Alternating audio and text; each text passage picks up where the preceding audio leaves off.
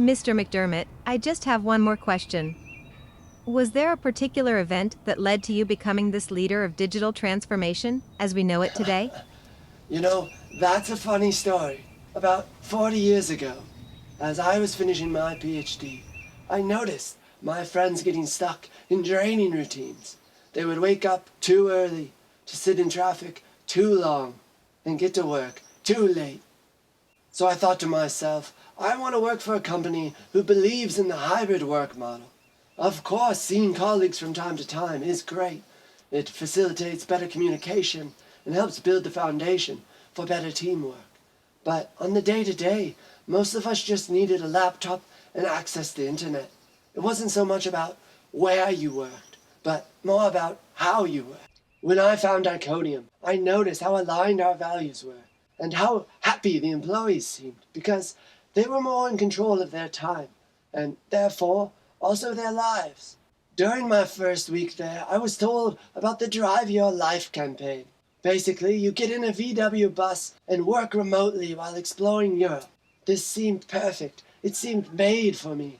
I had always been fond of traveling. I mean, there I was in Tübingen, Germany, all the way from sunny California. I had seen the wilderness of Patagonia, done yoga in India, and danced with the bagpipes in Scotland. I always felt that travel was the greatest catalyst for personal growth, and the sheer thrill of new possibilities and opportunities invigorated the mind. Often, great things fell serendipitously into one's lap, and the opportunity to explore the open road had always been a dream of mine. And having an employer who shared that vision and even helped me realize that dream was another dream in itself. So I went for it. I remember I made an extremely clever application and sent it in. And one day, I woke up, opened my eyes, and got into that Diconium van for the first time. The first moments of what would be one of the most life-changing, vivid, and beautiful experiences I ever had.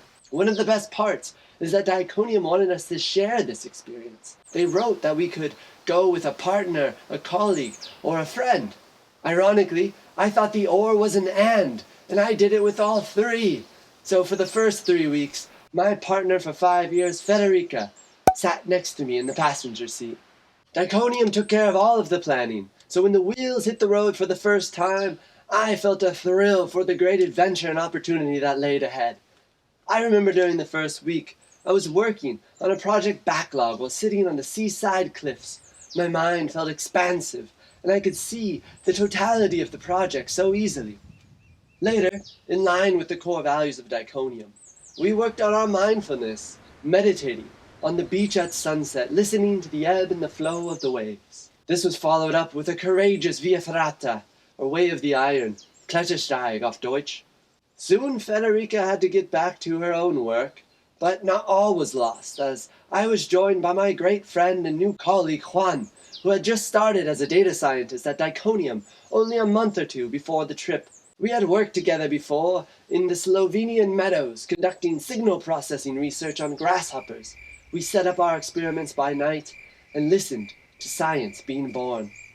It was only fitting that we soon found ourselves at one of the biggest tech conferences in Europe, focusing on the digital ecosystem for autonomous cars, a project we both felt passionate about. A few more days on the road, and we were able to visit some of Diconium's international offices and partners. We couldn't know it at the time, but the connections and networks we built would lay the basis for some groundbreaking projects in the next few years. After a few weeks, Juan had to get back to his own partner. In his place came my friend Tim, one of the smartest and most motivated people I know.